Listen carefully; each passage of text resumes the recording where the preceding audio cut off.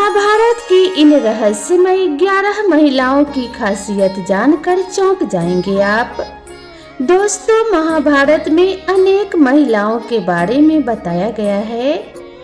इनमें से प्रमुख महिलाओं जैसे सत्यवती, द्रौपदी, कुंती और गांधारी आदि के बारे में तो सभी जानते हैं, लेकिन महाभारत में कुछ महिलाएं ऐसी भी हैं जिनके बारे में कम ही लोगों को पता है। इन महिलाओं के बारे में अधिक जानकारी तो नहीं मिलती है, लेकिन फिर भी कुछ मौकों पर इन महिलाओं की महाभारत में बड़ी भूमिकाएं बताई गई है। महाभारत में जहां संजय, सहदेव, भीम, अश्वत्थामा, बर्बरी, घटोत्कच आदि कई चमत्कारिक और रहस्यमयी लोग थे, वहीं ऐसी कई चमत्कारिक और कुछ खासियत लिए हुए महिलाएं भी थी जिनकी शक्ति के बारे में महाभारत में उल्लेख मिलता है। महाभारत काल में महिलाओं की महत्वपूर्ण भूमिका होती थी। इस काल में महिलाएं जितनी स्वतंत्र थी उतनी ही परतंत्र भी थी। संपूर्ण महाभारत में महिलाओं की स्थिति कैसी भी रही हो, लेकिन उन्होंने कई मौकों पर अपनी जिद या ज्ञान के आगे बड़े बड़े महारथियों को झुका दिया था। तो चलिए जानते हैं ऐसे ही कुछ महिलाओं के बारे में। इसी शक्ति के कारण वे प्रसिद्ध थी। तो आओ जाने ऐसी ही 11 महिलाओं के बारे में। नंबर 1, गंगा। ब्रह्मा के श्राप के चलते गंगा को मनुष्य योनि में जन्म लेना पड़ा और फिर राजा शांतनु से उनका मिलन हुआ। गंगा ने शांतनु से विवाह करने की शर्त रखी कि मैं आपसे विवाह करूंगी, पर चाहे मैं कुछ भी करूं, आप कभी मुझसे ये नहीं पूछेंगे कि मैं वैसा क्यों कर रही हूं, अन्यथा मैं स्वर्ग चली जाऊंगी। शांतनु ने शर्त मंजूर कर ली। गंगा और शांतनु के पुत्र होते थे तो गंगा उन्हें नदी में बहा देती थी। शर्त में बंधे शांतनु कुछ नहीं करते थे, लेकिन अपने 8वें पुत्र को जब गंगा नदी में बहाने लगी तो शांतनु ने उन्हें रोककर पूछ ही लिया कि तुम ऐसा क्यों करती हो। शर्त भंग होने के बाद गंगा ने कहा कि ये 8 वसु थे जिन्हें शाप के चलते मनुष्य योनि में जन्म लेना पड़ा, लेकिन इस 8वें पुत्र की अब मनुष्यों के दुख भोगने ही होंगे। यह पुत्र आगे चलकर भीष्म पितामह कहलाए। नंबर 2, कुंती। कुंती को यह वरदान था कि वह किसी भी देवता को बुलाकर उनके साथ नियोग कर सकती थी। इस विद्या को उसने माद्री को भी सिखा दिया था, जिसके चलते माद्री को नकुल और सहदेव नामक 2 पुत्र मिले और कुंती के पुत्र कर्ण, युधिष्ठिर, अर्जुन और भीम थे। कुंती वसुदेव जी की बहन और भगवान श्री कृष्ण की बुआ थी।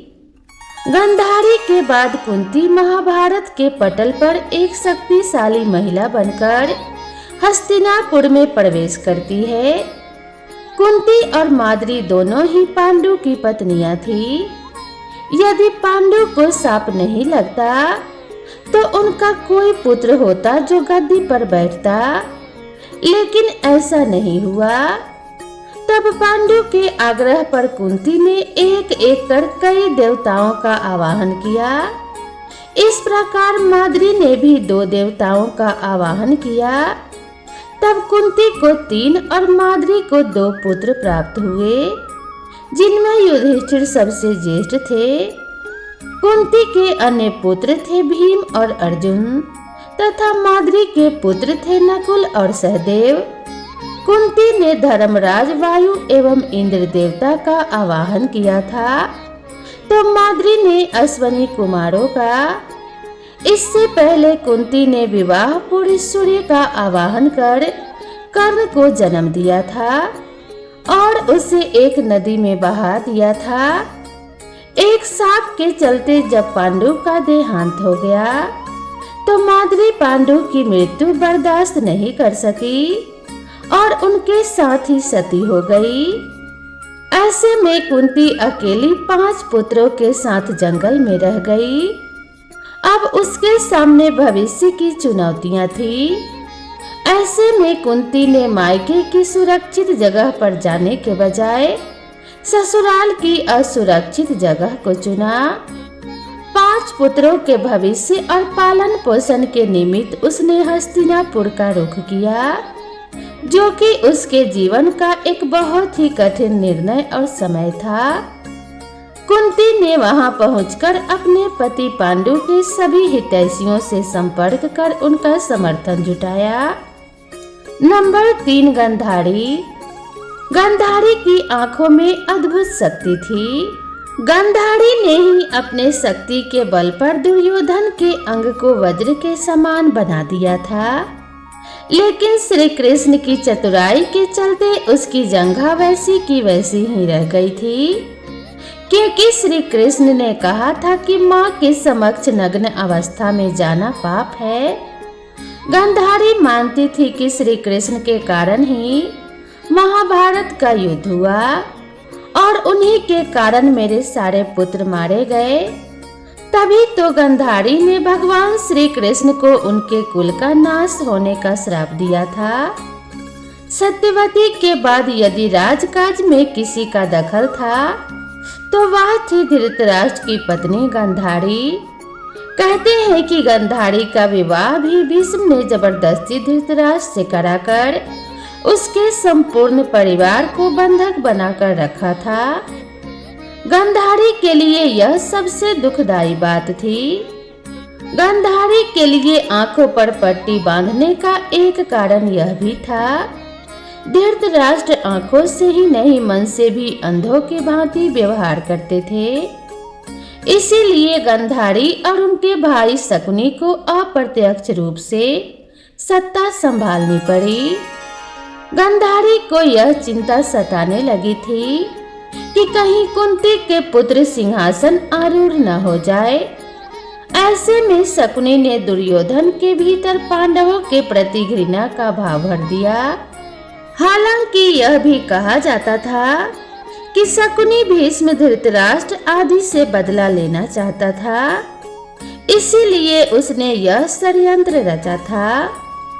गंधारी ने ही अपने शक्ति के बल पर दुर्योधन के अंग को वज्र के समान बना दिया था, लेकिन श्री कृष्ण की चतुराई के चलते उसकी जंघा वैसी की वैसी ही रह गई थी, क्योंकि श्री कृष्ण ने कहा था कि माँ के समक्ष नग्न अवस्था में जाना पाप है।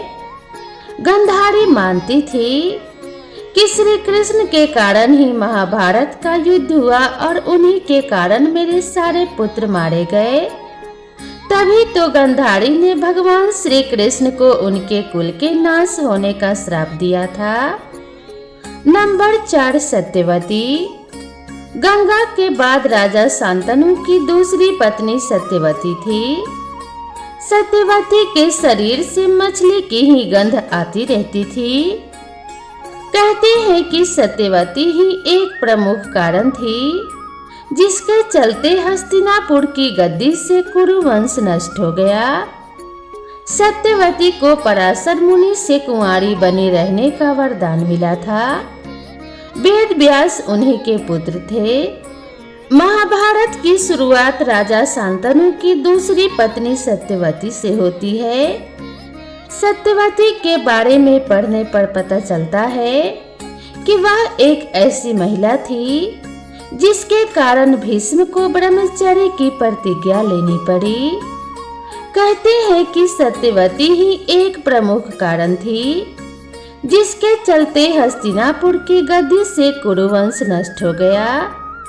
यदि भीष्म सौगंध नहीं खाते तो सत्यवती के पराशर से उत्पन्न पुत्र वेद व्यास के 3 पुत्र पांडु, धृतराष्ट्र और विदुर हस्तिनापुर के शासक नहीं होते, या यूं कहे कि उनका जन्म ही नहीं होता। तब इतिहास ही कुछ और होता। नंबर 5, द्रौपदी। कहते हैं कि द्रौपदी का जन्म यज्ञ से हुआ था, इसीलिए उसे याज्ञसेनी कहा जाता था। द्रौपदी को पंचकन्याओं में शामिल किया गया है। पुराण अनुसार 5 स्त्रियां विवाहिता होने पर भी कन्याओं के समान ही पवित्र मानी गई हैं।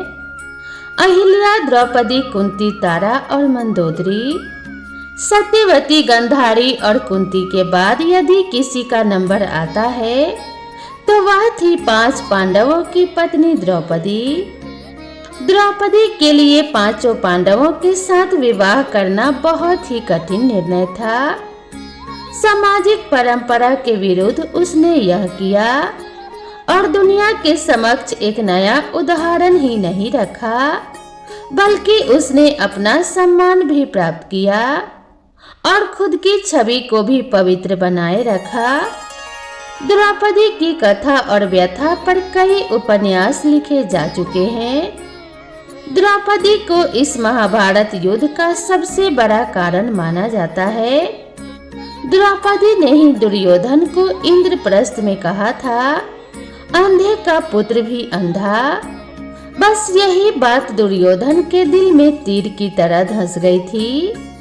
यही कारण था कि द्यूत क्रीड़ा में उसने शकुनी के साथ मिलकर पांडवों को द्रौपदी पर दांव पर लगाने के लिए राजी कर लिया था।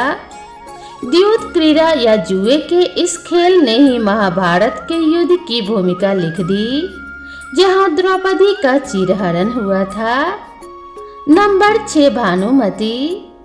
दुर्योधन की पत्नी भानुमति युद्ध कला, शतरंज और कुश्ती में पारंगत थी। कहते हैं कि एक दिन उसने कुश्ती में दुर्योधन को भी पटकनी दे दी थी। भानुमति के कारण ही यह मुहावरा बना है, कहीं की ईंट कहीं करोड़ा, भानुमति ने कुनबा जोड़ा। भानुमति बेहद ही सुंदर, आकर्षक, तेज बुद्धि और शरीर से काफी ताकतवर थी।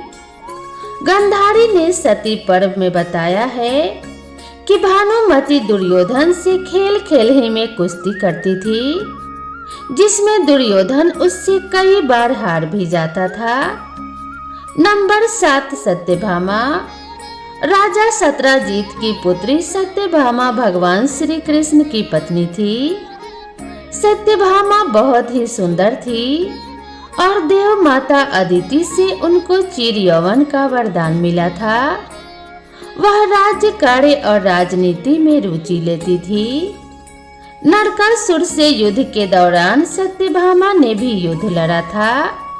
सत्यभामा के कारण ही धरती पर पारिजात के वृक्ष पाए जाते हैं, क्योंकि उन्होंने श्री कृष्ण से इसे स्वर्ग से लाने को कहा था।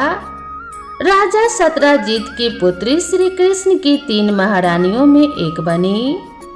सत्यभामा के पुत्र का नाम भानु था। सत्यभामा को एक ओर जहां अपने सुंदर होने और श्रेष्ठ घराने की राजकुमारी होने का घमंड था, वहीं देव माता अदिति से उनको चिर यौवन का वरदान मिला था, जिसके चलते वह और भी अहंकारी हो चली थी। महाभारत में उसका चरित्र इसीलिए उभरकर सामने आता है क्योंकि वह राज्य कार्य और राजनीति में रुचि लेती थी। नरकासुर के वध के पश्चात एक बार श्री कृष्ण स्वर्ग गए और वहां इंद्र ने उन्हें पारिजात का पुष्प भेंट किया। वह पुष्प श्री कृष्ण ने देवी रुक्मणी को दे दिया। देवी सत्यभामा को देवलोक से देव माता अदिति ने चिर यौवन का आशीर्वाद दिया था। तभी नारद जी आए और सत्यभामा को पारिजात के पुष्प के बारे में बताया कि उस पुष्प के प्रभाव से देवी रुक्मिणी भी चिर यौवन हो गई हैं। यह जान सत्यभामा क्रोधित हो गई और श्री कृष्ण से पारिजात वृक्ष लाने की जिद करने लगी थी। इस तरह सत्यभामा के कई किस्से प्रचलित हैं। सत्यभामा का घमंड हनुमान जी ने तोड़ा था। नंबर 8 थी हिडिंबा। ये कंबोज राज्य की राजकुमारी थी और भीम की पत्नी भी। भानुमति को युद्ध आदि सभी कलाओं का अच्छे से ज्ञान था। कुछ ग्रंथों में ये भी लिखा है कि भानुमति मल्लयुद्ध में भी पारंगत थी। इनकी पुत्री लक्ष्मणा का विवाह श्री कृष्ण के पुत्र शाम से हुआ था। राक्षस की बहन थी हिडिंबा। ये भीम की पत्नी और घटोत्कच की माता थी। राक्षस जाति की होने के कारण ये तंत्र मंत्र आदि क्रियाएं बहुत अच्छे से जानती थी। हिडिंबा का एक मंदिर हिमाचल में स्थित है, जहां इनकी पूजा होती है। इस मंदिर में जानवरों के सींग ही सींग दिखाई देते हैं। राक्षस जाति की हिडिंबा को पांडु पुत्र भीम से प्रेम हो गया था। उसने अपनी माया से सुंदर शरीर धरकर भीम से विवाह किया और बाद में वह अपने असली रूप में आ गई। हिडिंबा और भीम का पुत्र घटोत्कच था। घटोत्कच का पुत्र बड़बड़ीक था। द्रौपदी के शाप के कारण ही महाभारत के युद्ध में घटोत्कच कर्ण के हाथों मारा गया था। नंबर 9 उलूपी। उलूपी एक नाग कन्या थी, जिसका विवाह अर्जुन से हुआ था। महाभारत के अनुसार जब अपने पुत्र बब्रू वाहन के हाथों अर्जुन मारे गए, तो दिव्य मणि से उलूपी ने ही अर्जुन को पुनर्जीवित किया था। उलूपी के बारे में महाभारत में अधिक वर्णन तो नहीं मिलता, लेकिन अर्जुन को पुनर्जीवित करने में इसी नाग कन्या का योगदान रहा। अर्जुन की पत्नी उलूपी भी मायावी शक्ति से संपन्न महिला थी। कहते हैं कि उलूपी जल पड़ी थी। उन्हीं ने अर्जुन को जल में हानि रहित रहने का वरदान दिया था। इसके अलावा उसी ने चित्रांगदा और अर्जुन के पुत्र बब्रू वाहन को युद्ध की शिक्षा दी थी। महाभारत युद्ध में अपने गुरु भीष्म पितामह को मारने के बाद, ब्रह्मा पुत्र से श्रापित होने के बाद, उलूपी ने ही अर्जुन को शाप मुक्त भी किया था। एक अन्य युद्ध में अपने पुत्र के हाथों मारे जाने पर उलूपी ने ही अर्जुन को पुनर्जीवित भी कर दिया था। नंबर 10 जामवंती। भगवान श्री कृष्ण की पत्नी जामवंती के बारे में बहुत कम लोगों को मालूम होगा कि वह श्री राम काल के जामवंत की पुत्री थी। जामवंत आज भी जीवित हैं। जामवंती के पुत्र शाम के कारण ही श्री कृष्ण के कुल का नाश हो गया। नंबर 11 उर्वशी। उर्वशी इंद्र के दरबार की एक अप्सरा थी। अर्जुन जब इंद्र के दरबार में गए तो उर्वशी उन्हें देखकर उन पर कामांध हो गई और उन्होंने अर्जुन से प्रणय निवेदन किया, लेकिन अर्जुन ने उनके प्रस्ताव को यह कहकर ठुकरा दिया कि आप मेरे पूर्वजों की पत्नी रह चुकी हैं, अतः आप मेरे लिए माता समान हैं। यह सुनकर उर्वशी भड़क गई और उसने अर्जुन को 1 वर्ष के लिए नपुंसक हो जाने का श्राप दे दिया। 1 वर्ष तक अर्जुन को किन्नर के वेश में रहना पड़ा था। नंबर 12 घटोत्कच की पत्नी मोरबी। महाभारत में मोरबी के बारे में अधिक जानकारी नहीं है, लेकिन इन्हें तंत्र मंत्र की जानकार और घटोत्कच की पत्नी बताया गया है। मोरबी को युद्ध में हराकर ही घटोत्कच ने उससे विवाह किया था। इनके पुत्र का नाम ही बड़बड़ीक था, जिनकी पूजा आज भी खाटू श्याम के नाम से की जाती है। तो दोस्तों, आज की हमारी वीडियो आपको कैसी लगी, हमें कमेंट करके जरूर बताएं। अगर आपको हमारी वीडियो अच्छी लगी हो तो कमेंट बॉक्स में जय श्री कृष्ण जरूर लिखें और हमारे चैनल से जुड़े रहने के लिए इस चैनल को सब्सक्राइब करना ना भूलें। तो दोस्तों, मिलते हैं इसी तरह की नई कथा और नई कहानी के साथ। तब तक के लिए नमस्कार।